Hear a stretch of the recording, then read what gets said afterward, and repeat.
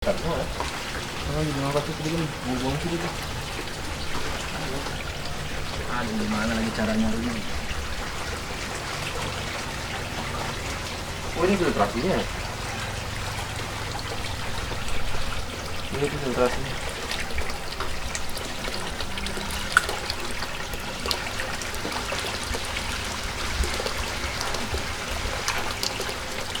Ini apa rancu ya? Leon Chu. Dia kepalanya kotak. Kalau jadi dia menangnya ya ini fancy ikan pelan. Kepalanya kotak, dia sehingga besar.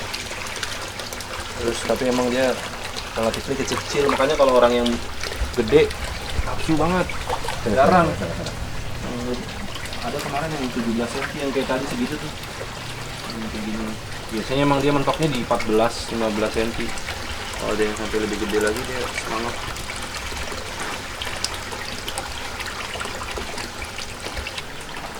Apa? Oh, agak Ini kayak gini nih nggak bagus. Tapi dia kalau di sini sebenarnya dia kayak butterfly gitu jadinya modelnya. Tuh, jadi ekornya tipikalnya kayak gini emang. Karena emang ini.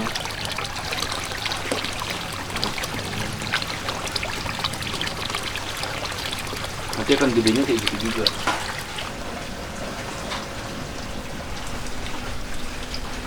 Tapi istri kerja, Mas? Dokter. Oh, dokter.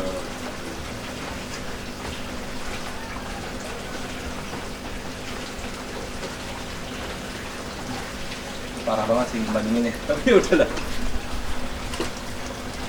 Nah, ini kalau rancu perbedaannya pertama dari kurva.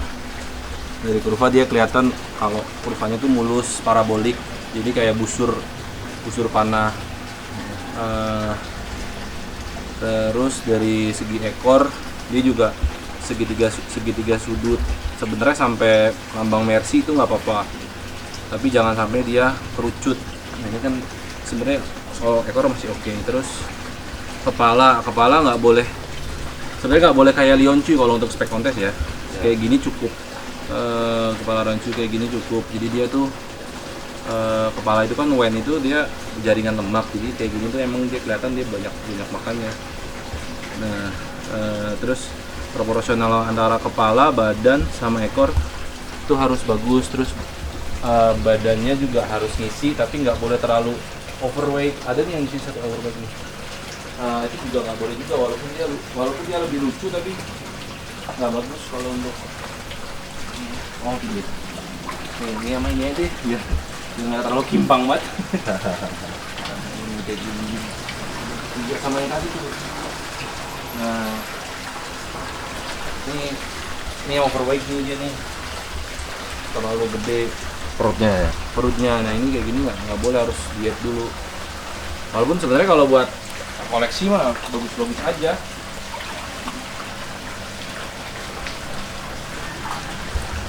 Nah, ini juga nih nggak boleh, nggak proporsional antara badan sama kepala, jadi akhirnya dia ekornya jadi nungging karena dia ekor belakang pangkalnya tuh terlalu tinggi. Oh, terlalu tinggi. Sama mulut, jadinya dia tuh nungging. Jadi memang proporsi ekornya bagus yang kayak putih ini ya. Iya, fokusnya kayak gitu. Fokusnya jadinya berenangnya enak, lurus, rapi. Kalau ngelogi nggak bisa gitu, kalau untuk kontes itu nggak bisa gitu. Nggak bisa, jauh banget. Yang kayak gitu paling ya udah. Akhirnya kan ini kan kita ngambil, ini kan sebenarnya ikan tai semua nih. Tiga-tiganya ya, namanya dari mereka kan bilangnya grade A sampai ke sini ada aja pasti yang selipin. Kita kan cuma beli dari video doang. Di random lah aja. Jadi nggak terlalu sama. Ada yang bagus, banyak yang bagus kayak gini bagus. Cuma sebenarnya mayoritas di sini bagus-bagus. Cuma ada aja nih 3-5 ekor yang mixnya tuh parah. Biasa pernah nggak sih ada misalnya yang dari katakanlah debiannya atau bahannya gitu, itu kan bagus nih, kita lihat potensi. Terus pas gedenya itu sering nggak sih ada misalnya trouble tiba-tiba berubah gitu kan? Wah, Kalau yang harusnya kita lihat bahannya speknya itu bisa buat spek kontes nih, tiba-tiba pas gedenya wah trouble jadi nggak bisa. kalau untuk gedenya agak jarang kalau misalnya dia dari awal nggak di keep. Dalam artian pakan kita kan kasih 5 sampai 10 kali. Terus space juga kita nggak boleh terlalu banyak ikan. Sama filtrasinya jalan. Kalau itu rutin harusnya enggak sih ya. Cuma kalau emang udah makanannya skip terus dia terlalu sempit space-nya, nah itu yang bikin bahaya sih. Emang faktor ngerawat juga ya berarti dia. Emang ada cara khusus sih buat ngerawatnya ini. Jadinya emang pokoknya yang pertama kan masalah airnya. Kalau airnya udah oke, baru masalah space-nya jangan terlalu kecil, lebih luas oke, tapi ya at least 2 meter cukup lah. Kalau terlalu luas juga mereka banyak gerak, jadinya akhirnya nggak ngisi perutnya. Idealnya itu buat satu ikan itu dia ukuran berapa sih? Sebenarnya satu ikan tuh volume ya, secara volume 50 sampai 100 liter secara volume. Cuma kalau secara tempat menurut saya kan di 2 meter tuh ideal ya menurut saya. Karena kalau maksimal atau minimal itu? Minimal sih. Minimal. Enak sih di 2 meter ya. Kalau 1 meter sebenarnya 120 gini oke, masih 100 meter ke atas ya, masih bagus.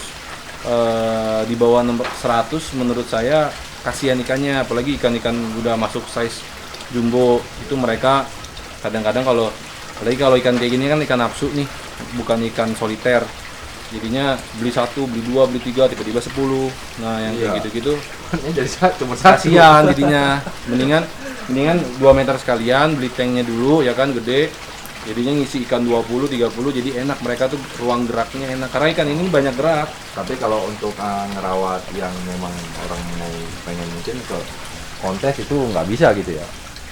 Untuk berapa? Untuk misalnya katakan 2 meter itu buat 10 ikan gitu, dia pengen progres gitu, mungkin satu tempat itu Bisa. Yang penting kan 50 liter, pokoknya rumusnya kan dia 50 liter per satu ikan, 50 sampai 100 liter per satu ikan. Nah, nanti dilihat dulu volume si tanknya berapa, nah, dari situ dibagi, di maksimal sekian ikan. Kalau 10 masih oke lah, selama emang dia ininya sama nih, ukurannya sama. Terus emang dia misalnya pemberian pakan dia rutin, jadinya ada yang kedapatan. Biasanya kan kalau dia mirip-mirip koi lah, dia maruk di awal tapi setelah itu dia nggak terlalu makan. Sebenarnya makannya nggak terlalu banyak, cuma kalau ada makanan dia tuh langsung seru aja gitu mesti makannya. Jadinya harus sering tuh, sering dan dikit-dikit, jadi dia makan dikit, makan lagi gitu sih. Lebih seneng kayak gitu mereka tuh. Nah kalau kita nih misalnya nih kan mau milih bahannya ada yang kayak yang kecil-kecil tuh. Nah mungkin kita mau lihat nih yang buat perbandingan cara nyortirnya bisa nggak tuh? Bisa. Mungkin kita taruh 2 ekor aja di soliter buat pembanding sih. Seperti biasa ikan seperti apa itu yang dikatakan mungkin reject atau mungkin bukan spek kontes lah, bukan, kalau dibilang reject sih mungkin terlalu apa gitu ya.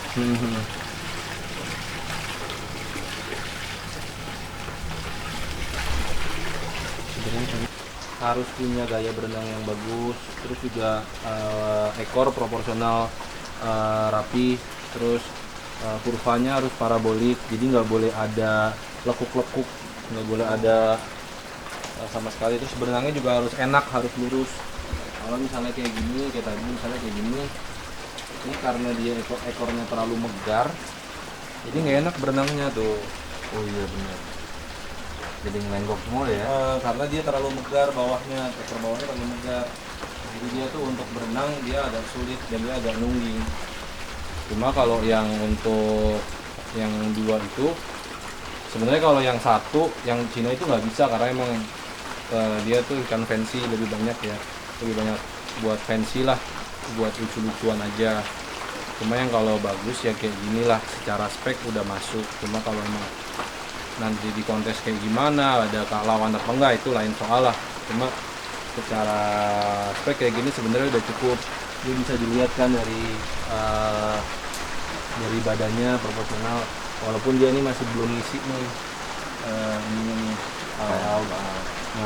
masih lekuk, tapi lekuknya bukan tapi itu masih bisa diisi, dia nggak patah. Jadi kalau ada lekukan kayak tadi tuh yang panjang, dia kan lekuknya patah. Nah kalau ini masih kurang diisi aja badannya, tapi udah tebel, bone-nya udah tebel. Kalau kita bedain kan dia dari kecil udah kelihatan gede. Jadi backbone dia walaupun size di 11-12 cm udah beda. Jadi dari sini aja udah kelihatan. Misalnya bon kayak gini kan tipis nih, dia tipis nih, cuma segini. Cuma ini walaupun dia pas size kecilnya, dia udah gede dia, udah gede dari awal. Ini juga dari kecil udah bonnya udah gede tuh. Jadinya dia tuh bisa manjang lagi. Nah yang kayak gini-gini biasanya yang disenengin kalau untuk naik rancu, karena dia kan nyari yang jumbo bahkan sampai 25 cm. Berarti itu bisa menentukan dia bakal bisa gede atau enggak? Sama ininya nih, belakang nih. Karena kalau misalnya kayak kurva-kurva rancu nih, ini kan kayak gini. Dia sininya kecil banget ininya, backbone atasnya kecil. Iya. Terus sininya juga kecil nih kurvanya. Dia hanya melingkar segini. Beda sama rancu biasa. Dia bisa sampai kurvanya dari awal udah segini. Tinggal gimana kita ngisinya. Udah manjang, dia udah manjang jadinya. Terus belakangnya ini masih ada sisa nih. Nah, ini bisa membesar lagi nanti jadi size 20 ke atas. Jadi ini masih bisa prospek. Gitu. Tipikal ikan predator ya, jadinya dia tuh kalau sendirian malah nggak seneng. Dia tuh lebih seneng rame-rame. Lagi semakin gede, semakin luas tanknya tuh semakin happy. Saya dulu kan ini nih yang itu tuh di situ. Terus sekarang buat jadi tempat bulayak.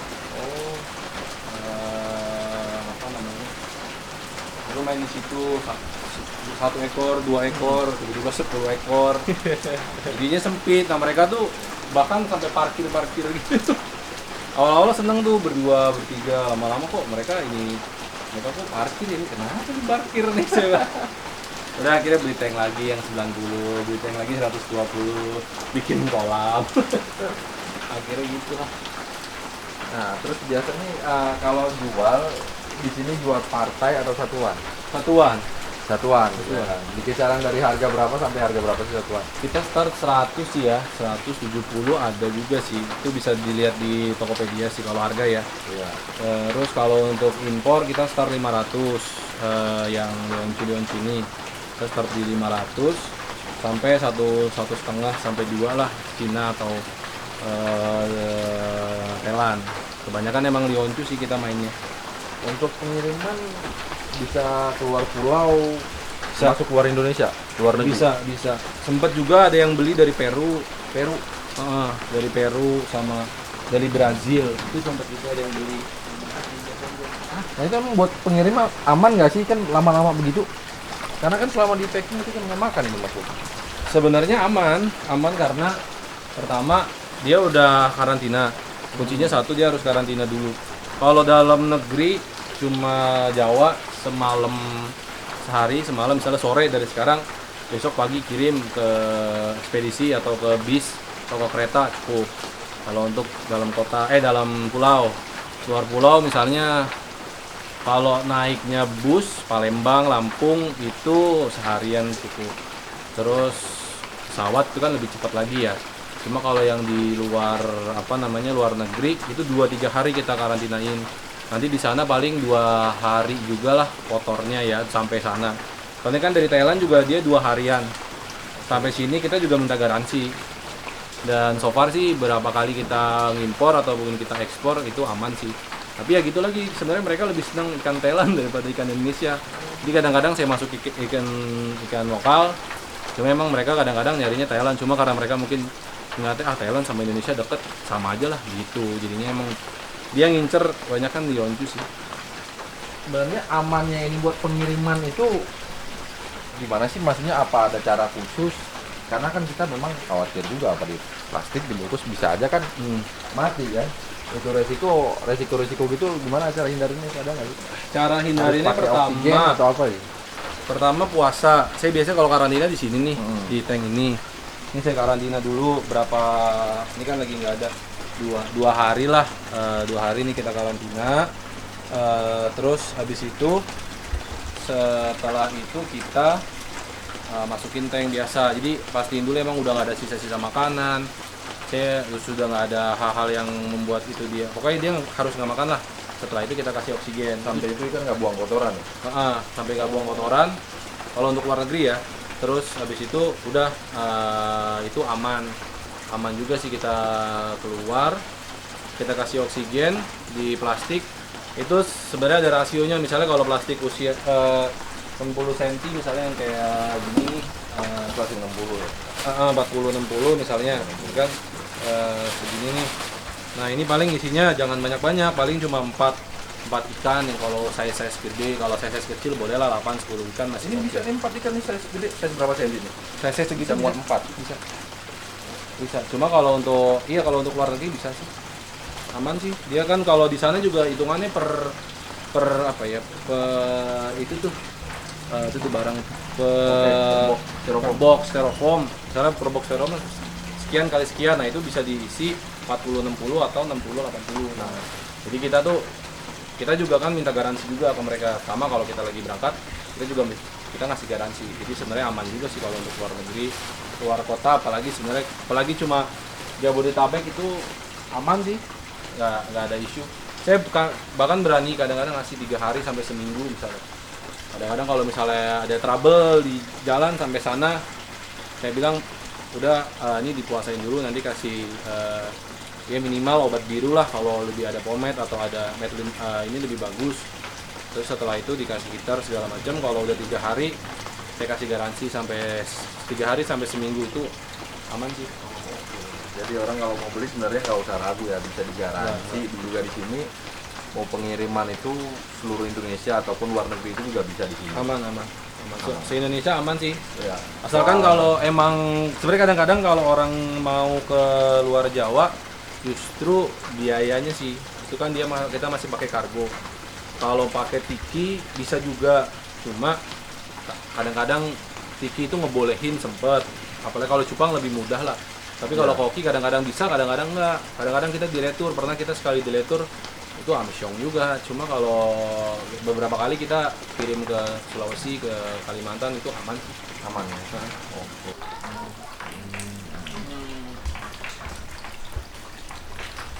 Nah tuh kan. Apa nih? Ini Oranda Blue Bass Kirin. Ya size di 19. Karena udah kayak ekor bunga kol ya. Rostel. Ini kami rostel mana lagi ya? Kalau ini ya tipikal. Tapi ini ikan sebenarnya bisa kawin nggak sih kalau dia misalnya bisa breeding kadang? Bisa. Kawin bisa. Enggak, lagi rame-rame begini obyok-obyokan nih. Bisa. Cuma ya gitu, kalau kawin kan selain dia butuh sarana untuk telur. Nah itu sebenarnya yang biasanya, jadi kayak udah paling kenanya ke filter atau besokannya dimakan ikan-ikan yang lain. Paling ke situ sih, jadi mati sendiri. Tapi biasa kalau sesama dia gitu makan juga telur temennya gitu. Makan temennya. Berarti memang sebenarnya idealnya memang berdua kalau di breeding begitu ya? Iya, harus di tempat sendiri. Dia nggak boleh. Ini kalau ryukin, dia nggak boleh di tempat lain. Kalau ryukin dia tipikalnya sini pala punuk, sini lancip, sininya lancip, terus badannya bulat koin kayak gini. Oh, dia lemak kepalanya cuma sedikit ya? Sama tadi kan anakannya itu udah itu, yang Oranda campur ryukin. Nah ini kayak gini. Dia harus bulat koin, nggak boleh ngelebar-lebar. Sininya harus maju nih. Terus dia harus lurus ini sama lurus ini. Itu nggak boleh. Kepala sama ekor harus lurus. Kepala sama ekor harus lurus. Jadi dia kalau berenang nantinya enak lurus tuh. Kan kelihatan sebenarnya dia enak. Sorry sih. Ini berenangnya enak. Mana lagi? Nah kalau ini yang agak lucu nih sebenarnya. Ini Yuan Bao. Dia campuran kadang-kadang Oranda sama rancu. Oranda sama rancu nih. Jadinya kayak gini. Dia badan kayak rancu tapi dia ada kepalanya nih, ada ekor atasnya.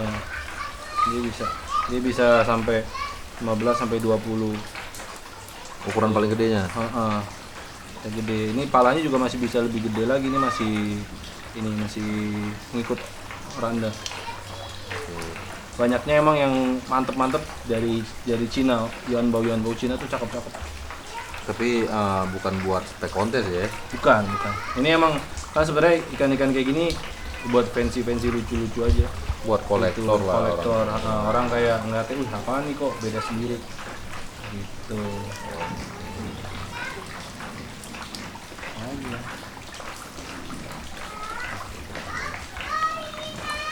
campur sama koi juga aman. Kalau di koki, kalau misalnya di kolam punya koi duluan terus mau coba-coba koki gimana, nggak masalah.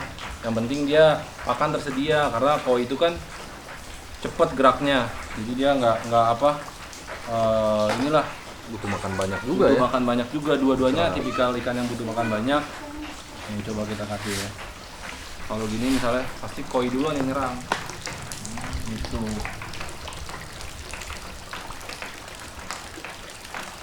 Tadi takut. Habis obok-obok. Obok-obok suruh makan. Ini lebih Tapi segini aja kolam nih, ikan segini banyak nih. Sebulan ngabisin berapa nih buat pakan berapa kilo? di 3 ya, 3 sampai 5 kilo. 3 kilo. Heeh. Heeh. Soalnya gue kayaknya tiap bulan kan beli. Tiap bulan beli itu sekitar 2 kilo sampai 5 kilo. Cuma kadang-kadang kalau ikan-ikan yang tadi itu yang bukan ikan sortiran, kita kasih yang 10 kiloan. Udah mulai muncul.